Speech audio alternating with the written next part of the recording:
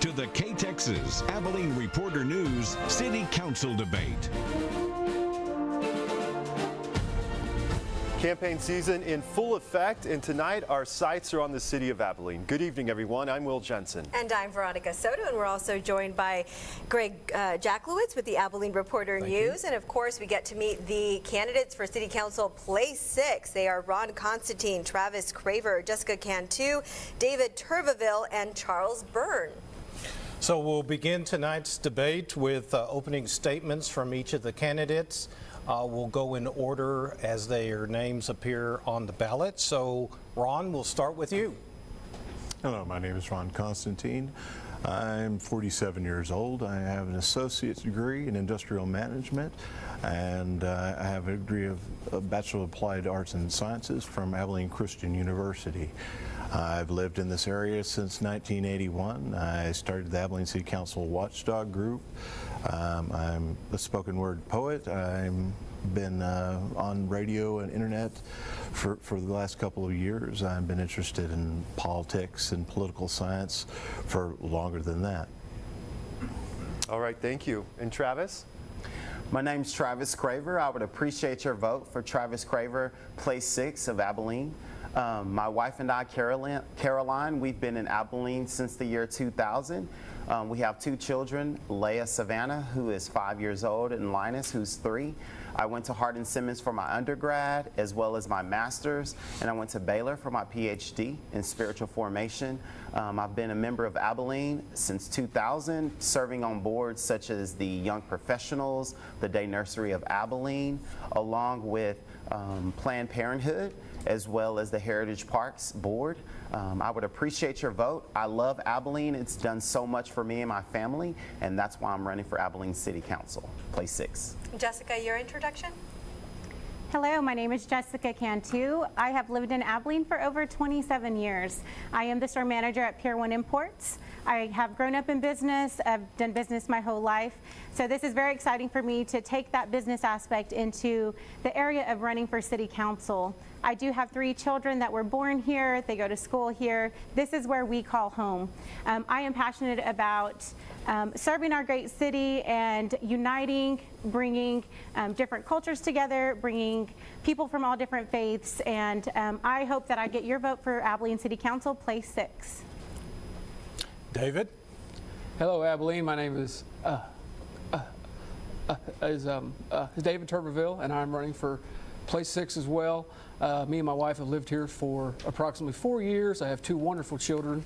I work quality control for Broadwind Energy, and I'm looking to bring that type of quality control to the city and to you as a people.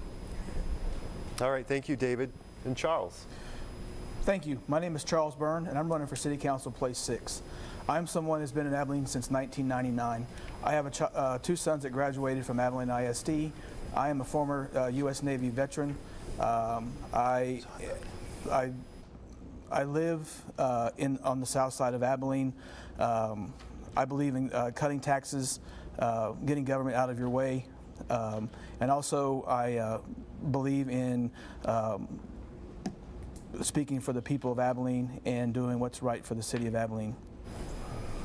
Thank you, Charles, and we want to continue to showcase each of these candidates here. Beginning with Travis Craver, what makes you stand out from this crowded field? I truly believe that, number one, my passion. I have a passion and an energy to serve the city of Abilene. I've been on boards before. I've been very much in the trenches serving on boards in our community, believing that it's not just essential to listen to our community, but it's essential to get plugged in and really serve alongside the people of this great city to get things done.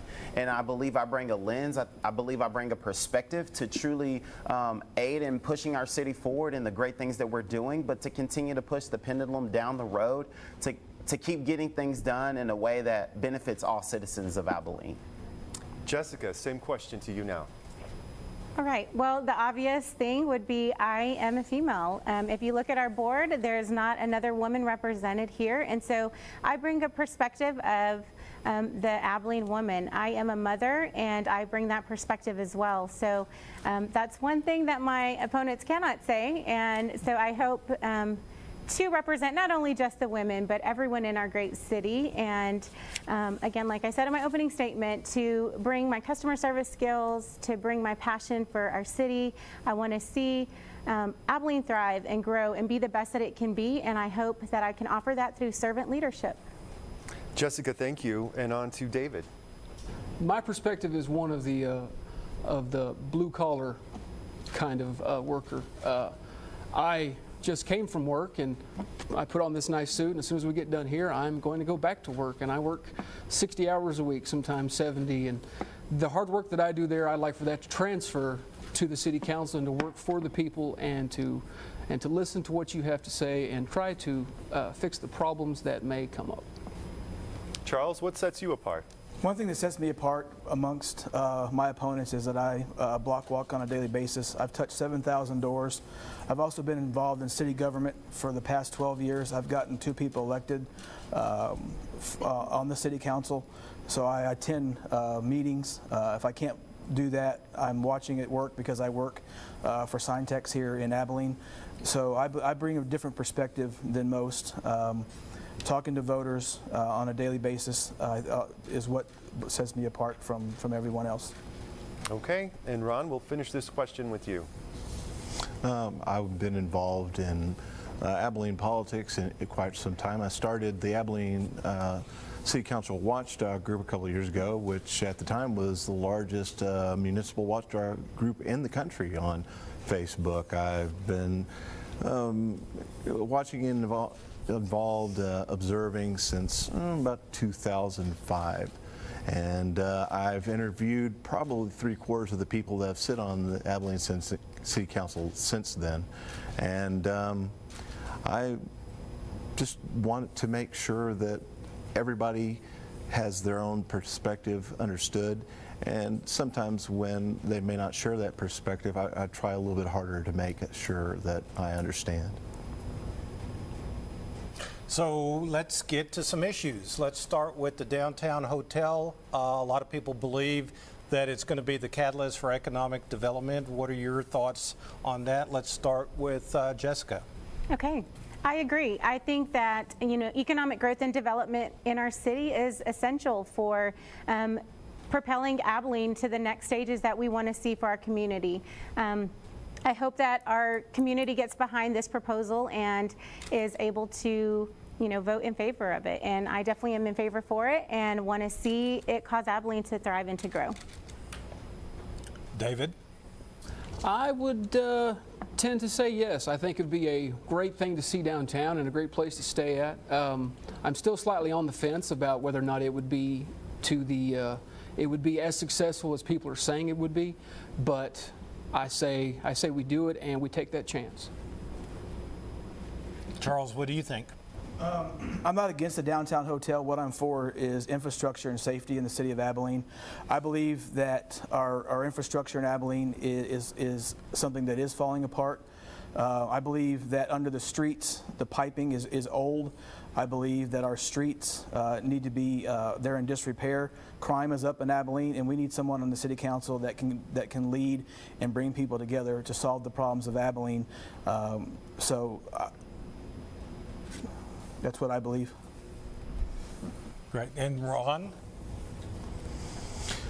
Well, after looking into it quite a bit, I'm of the opinion, after talking to commissioners and everyone except for Anthony Williams, I never was able to get a hold of him, that this isn't a particularly good idea. I think that the way that it's going to be run by other people other than the city council reminds me too much of the DCOA. And I don't think that something that is connected with the city like this should not be directly overseen by city council members.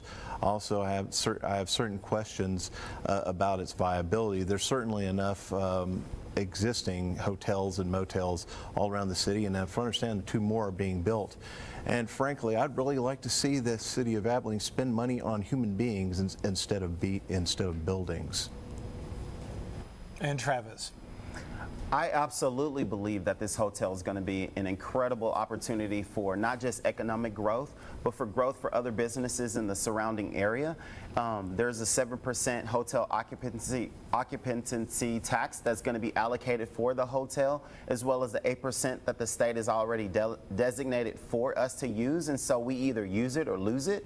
And so in my mind, it's nothing but a win-win for our city as a whole. I know that last year we generated over $12 million in terms of tourism, monies that was paid by tourists that came to Abilene to see our beautiful city, to experience Abilene, and that's over, if you'll think about it, $700 per household less that we had to worry about the tourism dollars brought into our city. And so I know that this hotel, in terms of the monies that it can bring in terms of conferences and different events that it will hold, will not just benefit this hotel, but also our surrounding community, generating over, I believe, 127 new jobs. So I'm all for it. Thank you. Let's go ahead and talk streets now. We saw the street maintenance fee. It started back in January.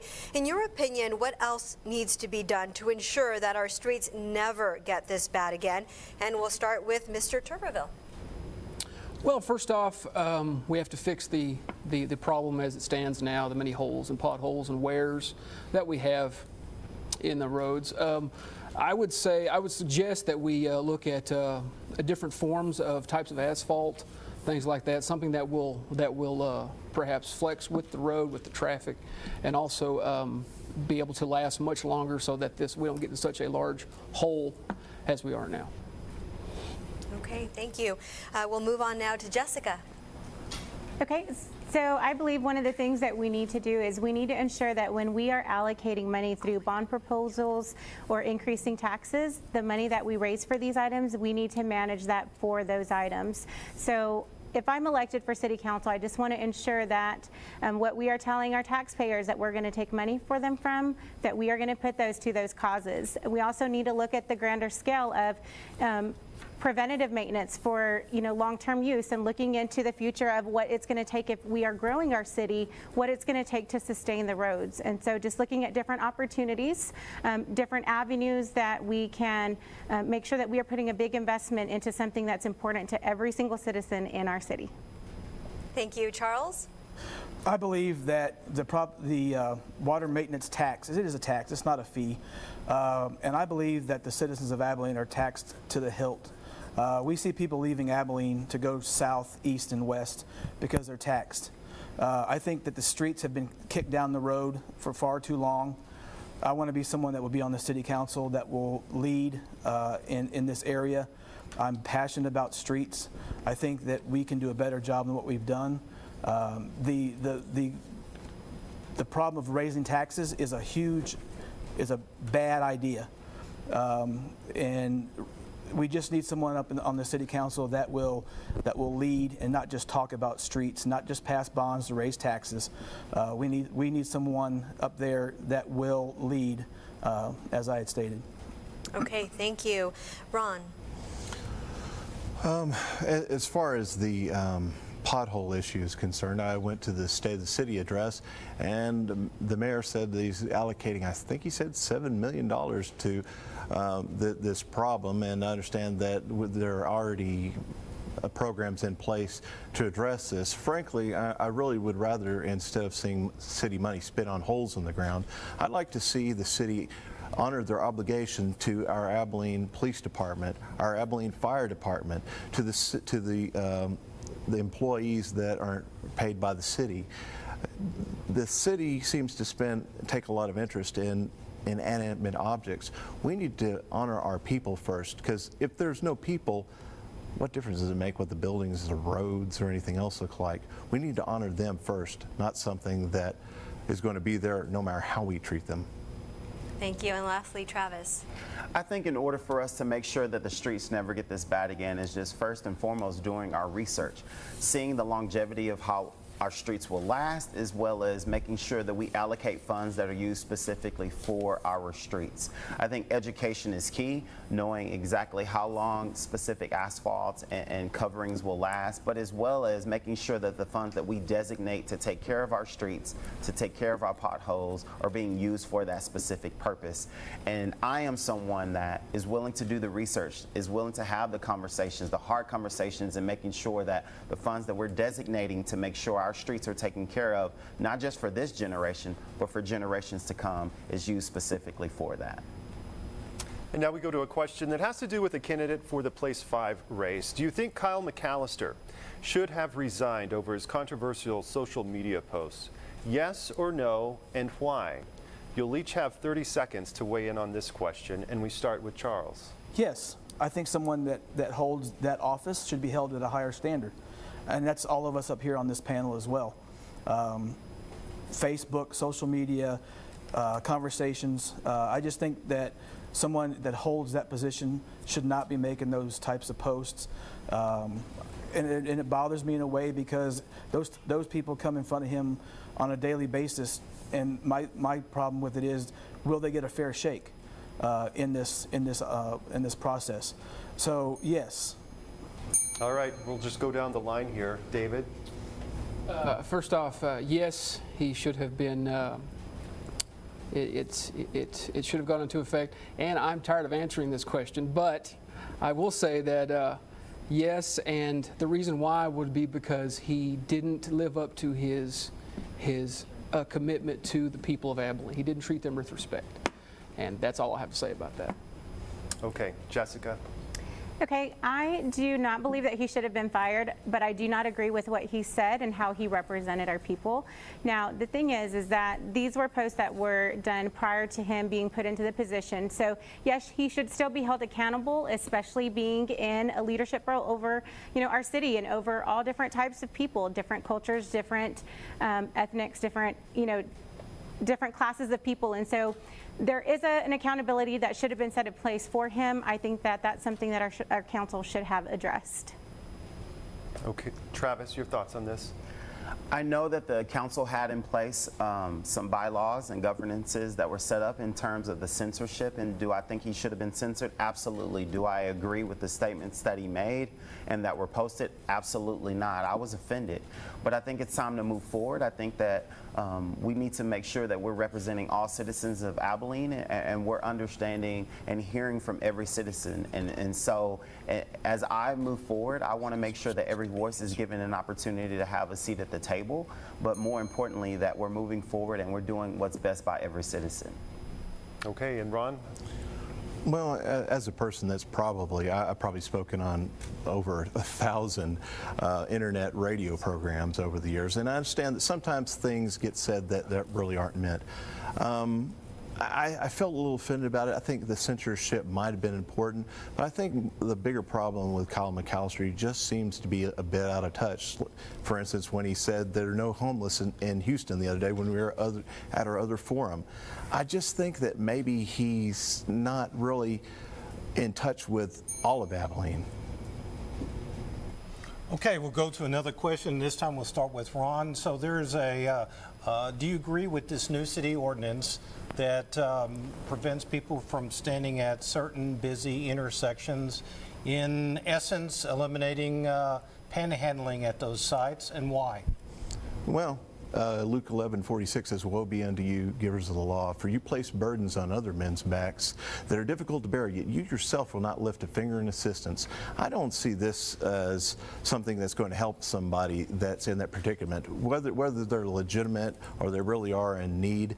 The last thing that somebody that's desperate enough to hold out a sign needs is a $370 fine or being put in jail. I think that a little bit more Christian courtesy and a little bit more Christian kindness from our city councilmen is long overdue. Travis? I definitely see the pros to this. I think that it's the safety of the panhandlers as well as the citizens who are driving.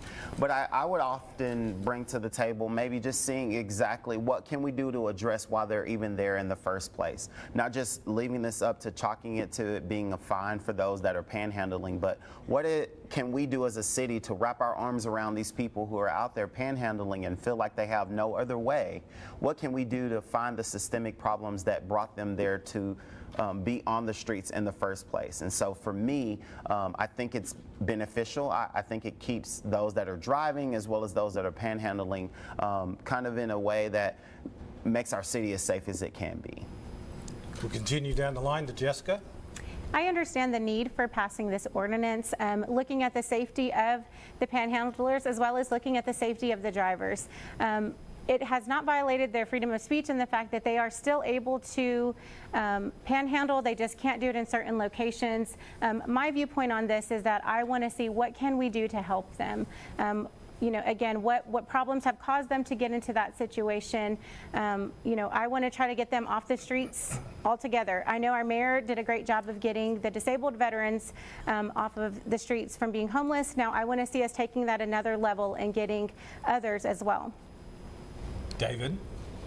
I've had talks with several of these people that are out there on the street panhandling for money and things like that, and the majority of them are homeless. And some people have said that some of them is just a scam or they're just out there to get money. I understand it's a safety issue, as you want to keep people safe from someone standing there with a sign begging for money as they're going to a traffic light or something.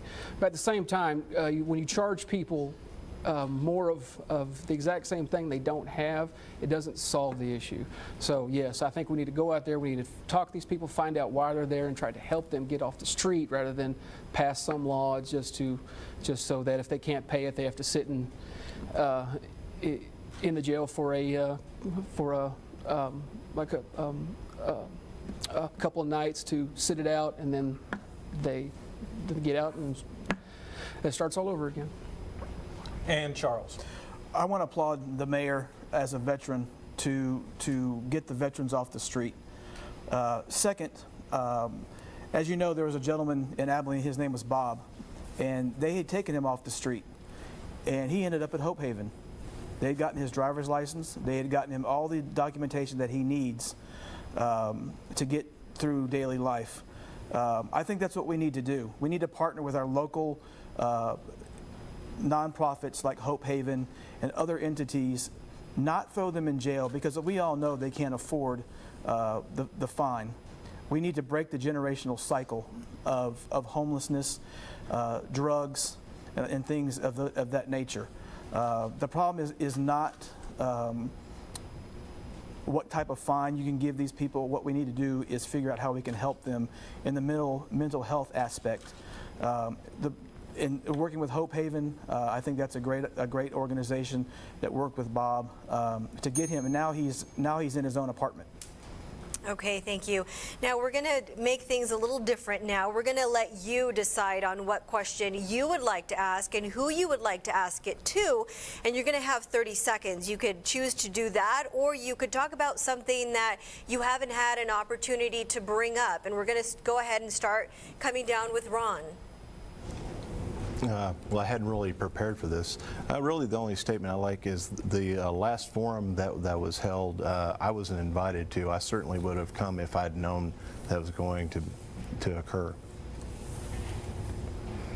Travis?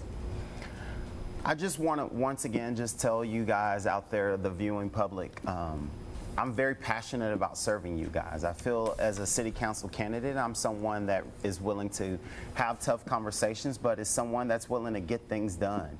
I'm willing to have those conversations with you guys to make sure that you have a place at the table, and more importantly, that you feel that your views and your hearts and your desires and your livelihood is being brought to the attention of the broader community. And so I ask for your vote for Abilene City Council Place 6. Jessica. All right, I'd like to take this time to just talk a little bit about my platforms. To me, all lives matter, including the unborn. I want to unite nonprofit organizations, churches, and city resources for those that are of the greatest need within our community. I want to make sure that we are partnering our schools, that we are partnering with our schools, making sure that we are offering our children the best future that they can have, looking at trade school programs, looking at intervention programs, looking at mentorship programs. There's a lot of already great existing programs within our city. I just want to unite the correct people with the right resources. David. I would like to remind everyone in Abilene to go vote. Abilene has a population of 124,000 people. They have, was it 98,000 voters are registered. Last year in the city council, in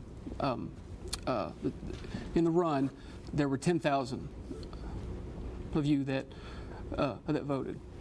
And that's not good. People don't understand the kind of effect that the council has on your lives with raised taxes and things like that. So please go out and vote, please. Thank you, Charles. I want everyone to remember that I'm someone that wants to cut your taxes, not raise your taxes. I want government out of the way. I think the private sector can do things better than the city, state, or local government. I'm for figuring out ways that we can lower property taxes. SB2 and HB2 is on the table, and to me that's a bad idea. We need to look at other ways to lower taxes in Abilene. The regulations we need to get rid of. Some of the ordinances that need to be gone. Thank you. Thank you. We know short is time, and we appreciate your time here. We appreciate you, the viewers at home, and we want to remind you that Election Day is May 4th. May 4th, early voting begins April 22nd, and you can re-watch this debate on our website. That's ktxs.com. Thank you for watching, and have a good evening.